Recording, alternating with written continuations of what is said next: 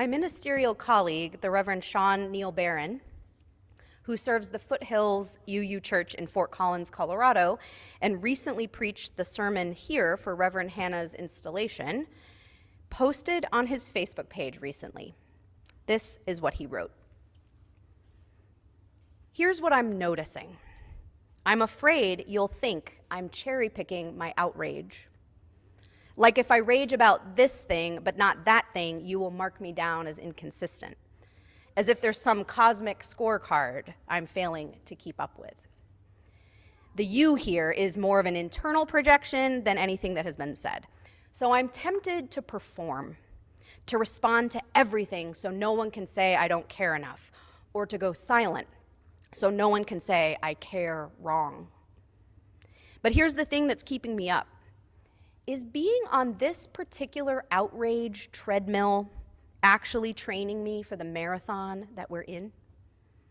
Or am I practicing sprinting when what we need is the long, steady burn of people who know how to last? The world is on fire, and I'm realizing I want to get clear on how I'm using my voice and energy.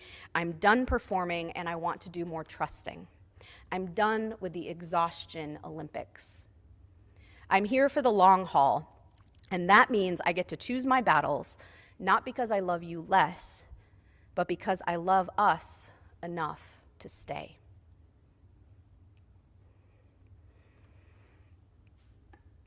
He got me at as if there's some cosmic scorecard and I'm failing to keep up.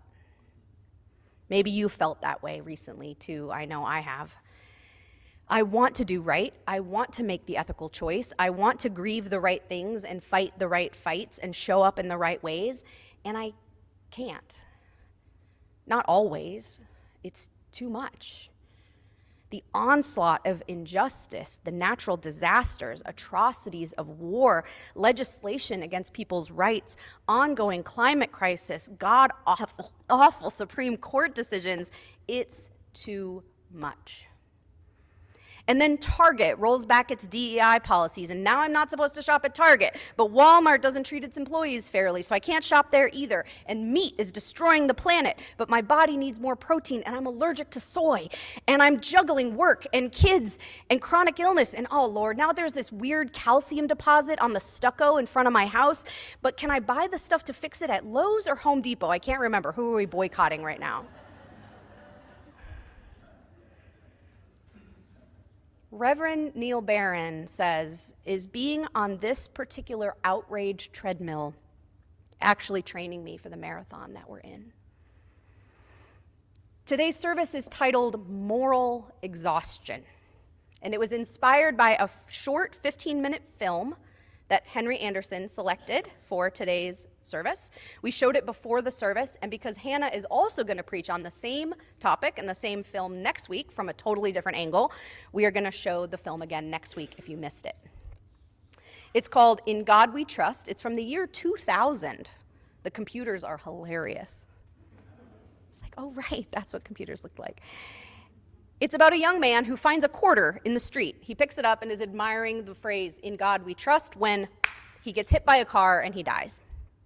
He finds himself on an elevator that opens into an office where middle management types are sitting in cubicles, and it turns out that this is where he will be assessed and assigned his eternal fate. His assigned manager, Angel, tells him that he had negative points. So when he died, so he will go to hell. The young man manages to evade his fate, jump back into his body, and live for just a little while longer, while the universe office staff tries to catch him. But he manages to scrape together enough small deeds, dancing, drinking a smoothie, helping someone in a simple way, and in the end, giving a quarter to a person asking for money on the street. And when he is again hit by a car and dies a second time, he finds himself back on that elevator, and his score is just barely positive, enough to send his elevator up. Like there's some cosmic scorecard. This idea of the afterlife in the Western world, heaven, hell, has often been every man's understanding of how it all works. You do good things, you go to heaven. You do bad things, you go to hell. It wasn't until the early 20th century that the conservative religious movement known as fundamentalism put more emphasis on personal acceptance of Jesus as a way towards salvation. In fact, prior to that, all the mainstream Protestant religions, Christian Protestant traditions, were focused on effort, very focused on effort. The Calvinists in particular were convinced that our actions in life were the ones that demonstrate whether or not we are the elect or saved. This is where the origin of the phrase Protestant work ethic comes from. You have to work your way to heaven. But our religious ancestors, the Universalists, opposed this idea that God was angry with us, some original sin or something, and would punish us unless we did a whole bunch of things right to appease him. Our ancestors freed us from the cosmic scorecard of having to do things for our own salvation. They taught that God's love, the universal love, is greater than anything that we can do. But then you know what happened? Over time, the collective Christian emphasis on hellfire ebbed. The focus among Christians shifted toward that fundamentalist idea of being saved through belief. And then the Universalists merged with the Unitarians, influenced greatly by transcendentalism and humanism. And then you know what our most popular slogan was? What was our most popular slogan? Deeds, not creeds. Deeds. You guys, we went the opposite direction. Now, okay, yes, Unitarian Universalists no longer believe that we have to fear for our eternal soul. We're not worried about the heaven or hell thing. We focus on love and making the world a better place right here and now in this lifetime. We don't all have a common theology or creed. So yeah, deeds, not creeds, make sense. But isn't it wild that despite our ancestors freeing us from the fear of doing all the right things to be saved, we came around to a theology that we have to do all the right things to be good?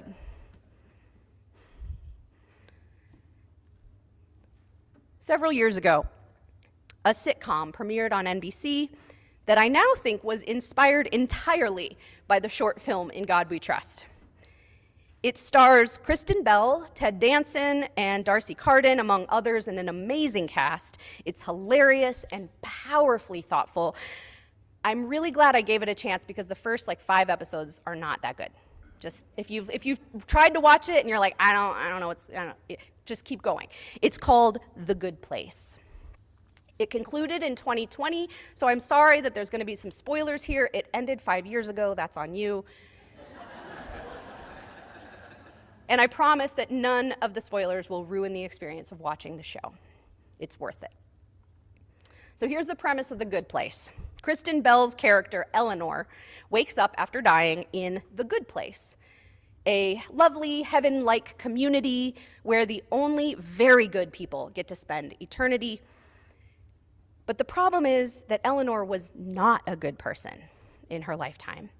She is paired with her soulmate, Chidi, who was an ethics professor and was a very good person, such that he strived in every single decision he ever made in his lifetime to make the most ethical choice, which actually paralyzed him and ruined all of his relationships. They are friends with Tahani, a socialite philanthropist in her lifetime, and Jason, a petty criminal DJ and breakdancer from Florida.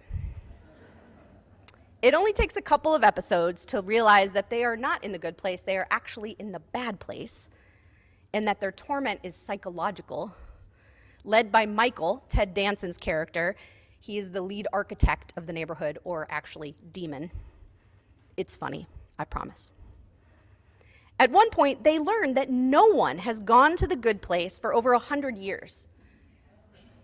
And they realize something is wrong with the point system that assigns people to either eternal bliss or damnation. And so I'm going to show you a clip from the show. The main architect demon, Michael, is with his humans, Eleanor, Chidi, Tahani, and Jason, and they are going to meet the show's version of God, the Judge, played by SNL alum Maya Rudolph. They're trying to explain to her why they think the system is rigged as an attempt to be reassigned to the actual good place. Here's the clip. Oh, Maya Rudolph. She cracks me up as the judge. But their point is a powerful one. All of our choices are so deeply interconnected and intertwined that even a good choice, or even a neutral one, like buying a tomato, can ultimately have negative consequences. Now, this doesn't mean we should just throw in the towel and not try to make good choices, but neither should we do what Chidi did and paralyze ourselves by agonizing over every single decision. The term moral exhaustion was coined by the producer of The Good Place, Michael Schur, to describe this sense of trying and failing to do everything right. And he says that when we fall into the trap of moral exhaustion, we just give up. And that's not good for anyone. We Unitarian Universalists don't believe in a system like the one in God We Trust or The Good Place. We don't believe that there is an entity looking over our shoulder and tallying up our good actions and our bad ones, and that there is some score that we have to reach in order to be righteous. Universalism frees us from the idea that we must earn our way, work our way, accomplish our way to salvation. And yet, we often still perpetuate the idea of the outrage Olympics that Reverend Neil Barron talked about in his social media post. That to be a good liberal, to be a good UU, we have to eat the right things, shop the right places, say all the right words, post the right things online, be activists in all the right ways, be angry about the right things. It's too much, and it's not in our theological DNA. We're not going to be saved by doing everything right. In fact, we're wearing ourselves out on these things instead of resting and bolstering ourselves for the things that matter. The deep relationships, the support for those on the margins, and fighting the fights that we each have the energy for. My fight might look different from your fight. But that's why we have each other, to have our backs rather than say we're not fighting correctly. I've more than once had Unitarian Universalists come up to me and ask, why do we care about this justice issue when this other justice issue is so much more, urgent? They're all urgent and important. Our faith says that we are blessed upon our birth and loved and worthy beyond measure, not because we did or didn't do everything right, but because love is bigger than anything we can do. We can burn the scorecards and the to-do lists. As Reverend Neil Barron said, I'm here for the long haul. And that means I get to choose my battles, not because I love you less, but because I love us enough to stay. Amen. And may it be so.